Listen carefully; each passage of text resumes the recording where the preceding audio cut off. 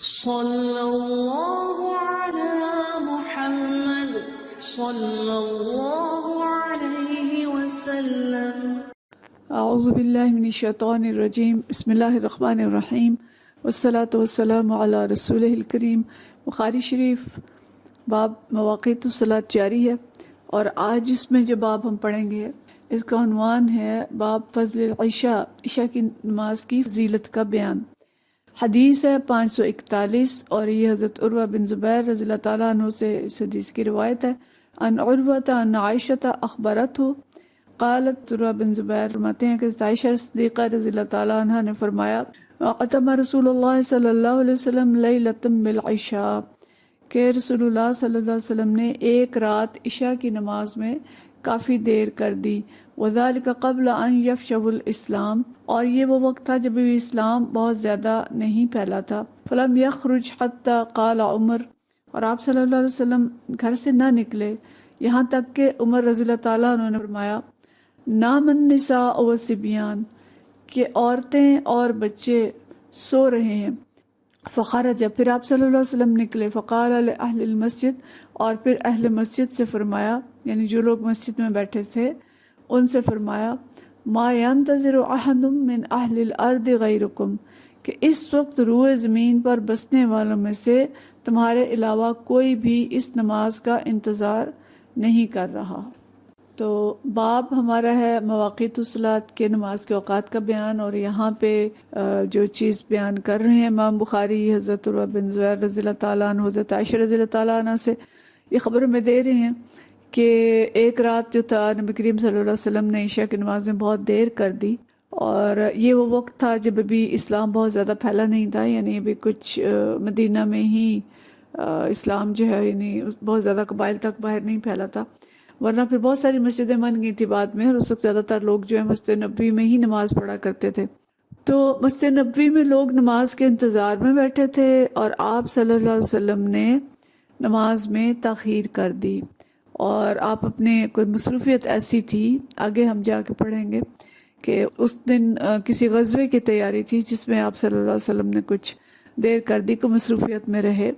اور لوگ مسجد میں انتظار کر رہے تھے۔ اور حضرت عمر رضی اللہ تعالیٰ عنہ کو خیال آیا جب انہوں نے دیکھا کہ لوگ بیٹھے اونگ رہے ہیں، اور خاص طور پہ جو خواتین اور بچے ہیں وہ اونگ رہے ہیں، اور وہ سونے کی مطلب اس کیف میں جا رہے ہیں۔ تو پھر وہ گئے اور انہوں نے نبی کریم صلی اللہ علیہ وسلم سے فرمایا کہ عورتیں اور بچے سو رہے ہیں، یعنی سونے کے قریب پہنچ گئے ہیں، تو مطلب یہ تھا کہ اب آپ آ کے نماز پڑھا دیں۔ تو اس وقت پھر نبی کریم صلی اللہ علیہ وسلم باہر تشریف لائے، عشاء کی نماز پڑھائی، اور نماز پڑھنے کے بعد پھر آپ صلی اللہ علیہ وسلم نے یہ فرمایا کہ اس وقت روئے زمین پر کوئی بھی نہیں ہے تمہارے سوا جو کہ نماز عشاء کا انتظار کر رہا ہو، یعنی پوری زمین پر جتنے افراد ہیں اس میں سے صرف تم ہی ہو جنہوں نے اتنی دیر تک غیر معمولی تاخیر کے باوجود نماز عشاء کا انتظار کیا۔ مسلمان تھے ہی وہ، اور وہی لوگ وہیں پر نماز کے لیے منتظر تھے، اور اگر کچھ لوگ ان کے علاوہ تھے تو وہ اس وقت نماز پڑھ کے سو چکے تھے، جو کہیں قریب کسی دوسری مسجد میں ہوں گے،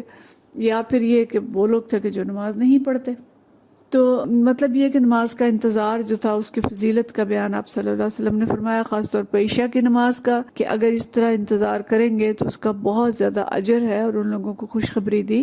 کہ آپ لوگوں کے سوا کوئی اب نہیں ہے اس وقت جو اس نماز کا انتظار کر رہا ہو۔ تو نماز کے انتظار کرنے میں اجر ہے، اور یہاں تک آتا ہے کہ جب انسان کسی نماز کا انتظار کر رہا ہوتا ہے مسجد میں بیٹھ کے، تو گویا وہ نماز ہی میں ہوتا ہے، اور اس وقت کو اتنا ہی اجر ملتا ہے جتنا کہ اس نماز کا اجر ہوتا ہے۔ مطلب وقت وہ اللہ کے راستے میں لگا رہا ہے نا، اور اللہ کے گھر میں ہی بیٹھا ہے، تو یہ نہیں کہ وہاں بیٹھ کے گپے مار رہا ہے۔ اور جو ہم حرمین کی حالت دیکھتے تھے بہت ہی خراب کیفیت ہوتی تھی، یعنی اگر وہاں بیٹھے ہیں تو پھر اللہ میں یاد آ رہا اور اللہ کے ذکر میں بیٹھے ہوں تو وہ زیادہ بہتر بات ہے۔ اگلی حدیث ہم پڑھیں گے، حدیث نمبر 542 ہے، اور یہ حدیث حضرت ابو موسیٰ اشعری رضی اللہ تعالیٰ عنہ سے روایت ہے۔ عن ابی موسیٰ فرماتے ہیں قال كنت انا واصحابی الذین قدموا معی فی السفینۃ، کہ میں اور میرے ساتھ اور صحابہ جو کہ کشتی میں آئے تھے، نزلا فی بقیع بطحان، اور ہم بقیع کے قریب ایک وادی ہے، بطحان اس کا نام ہے، بقیع وادی کو کہتے ہیں، کہ ایک وادی میں ہم اترے. یہ مدینہ شریف کے باہر، مدینہ شریف کے قریب ایک وادی تھی اور اس کا نام بطحان تھا. اس کا ذکر ہمیں اکثر احادیث کے اندر ملتا ہے. یہاں اونٹوں کی منڈی بھی لگتی تھی. آگے ہم قرآن کی وزیرت میں جا کے مزید احادیث پڑھیں گے جہاں پہ بطحان کا ذکر آئے گا. تو حضرت ابو موسیٰ فرماتے ہیں کہ میرے ساتھ کچھ صحابہ تھے اور ہم سفینہ سے یعنی کشتی سے اترے اور ہم بطحان کی وادی میں جا کے ٹھہرے، وہاں ہم اترے. اور نبی صلی اللہ علیہ وسلم بالمدینہ تھے اور نبی کریم صلی اللہ علیہ وسلم مدینہ میں تھے. فَكَانَ يَتَنَاوَبُ النَّبِيَّ صلی اللہ علیہ وسلم عند صلاة العشاء، اور ہم باری باری نبی کریم صلی اللہ علیہ وسلم کے پاس عشاء کی نماز میں جایا کرتے تھے. كُلَّ لَيْلَةٍ نَفَرٌ مِّنْهُمْ، ہم میں سے ایک گروہ ہر رات کو جاتا تھا نبی کریم صلی اللہ علیہ وسلم کے پاس باری باری. یہ 70 کے قریب لوگ تھے. آگے ہمیں بعض حدیث میں تفصیل پتہ چلتی ہے. اور وادی بطحان میں ٹھہرے تھے اور ظاہر مسجد نبوی اس وقت چھوٹی تھی اور شاید تھوڑا فاصلہ بھی ہوگا، تو ان میں سے کچھ لوگ ایک رات آتے اور کچھ دوسری رات آتے اور نبی کریم صلی اللہ علیہ وسلم کے ساتھ نماز عشاء پڑھتے اور دین سیکھتے. تو یہ کہتے ہیں وافقنا نبی صلی اللہ علیہ وسلم انا و اصحابی، کہ جس دن ہماری باری تھی اور ہم نبی کریم صلی اللہ علیہ وسلم کے پاس گئے. وَلَهُ بَعْضُ الشُّغْلِ فِي بَعْضِ أَمْرِهِ، اور اس رات آپ کو کچھ کام تھا، آپ کسی کام میں مصروف ہو گئے تھے. بعض الشغل فی بعض امرہ، کسی کام کے ذکر سلسلے میں آپ مصروف تھے، آپ کو شغل تھا. فَعَتَمَ بِالصَّلَاةِ حَتَّى أَبْحَارَ اللَّيْلُ، آپ صلی اللہ علیہ وسلم نے نماز میں بہت تاخیر کر دی. حَتَّى أَبْحَارَ اللَّيْلُ، کہ رات بہت گہری ہو گئی. ابحار اللیل کا مطلب ہے تاریکی چھا گئی، رات بہت گہری ہوگی، وقت بہت زیادہ گزر گیا. ثم خرج النبی صلی اللہ علیہ وسلم فصلی بہم، پھر نبی کریم صلی اللہ علیہ وسلم باہر آئے، جہاں بھی تھے گھر میں تھے، جہاں تھے وہاں سے باہر آئے اور نماز پڑھائی. فلما قضا صلاتہ، جب آپ صلی اللہ علیہ وسلم نماز پڑھا چکے، قال لمن حضرہ، تو جو لوگ حاضر تھے ان سے فرمایا، علی رسلکم ابشروا، کہ ذرا ٹھہرے رہو اور بشارت ہو تم سب کو. اور فرمایا ان من نعمت اللہ علیکم، یہ اللہ کی نعمتوں میں سے ایک نعمت ہے تمہارے اوپر، اللہ کا انعام ہے. انہ لیس احد من الناس یصلی هذه الساعة غیرکم، کہ اس گھڑی میں اس وقت انسانوں میں سے کوئی نہیں ہے جو کہ تمہاری طرح یعنی یہاں پہ نماز کا انتظار کر رہا ہو. او قال، یا فرمایا ما صلی هذه الساعة احد غیرکم، اس وقت کسی نے اور تمہاری طرح سے نماز نہیں پڑھی. لا یدری ای الکلمتین قال، کہتے ہیں کہ مجھے یاد نہیں کہ ان دونوں میں سے کون سا کلمہ آپ صلی اللہ علیہ وسلم نے فرمایا تھا. قال ابو موسیٰ، اور ابو موسیٰ فرماتے ہیں فرجعنا ففرحنا بما سمعنا من رسول اللہ صلی اللہ علیہ وسلم، ہم لوٹ گئے اور ہم بہت خوش لوٹے جو کچھ ہم نے سنا تھا نبی کریم صلی اللہ علیہ وسلم سے. یعنی جو بشارت آپ صلی اللہ علیہ وسلم نے دی کہ خوش ہو جاؤ، تمہارے لیے بشارت ہے اور تمہارے اوپر اللہ کا انعام ہے کہ تمہارے علاوہ اور کوئی نہیں ہے روئے زمین پر جس نے اس وقت یہ نماز پڑھی ہو.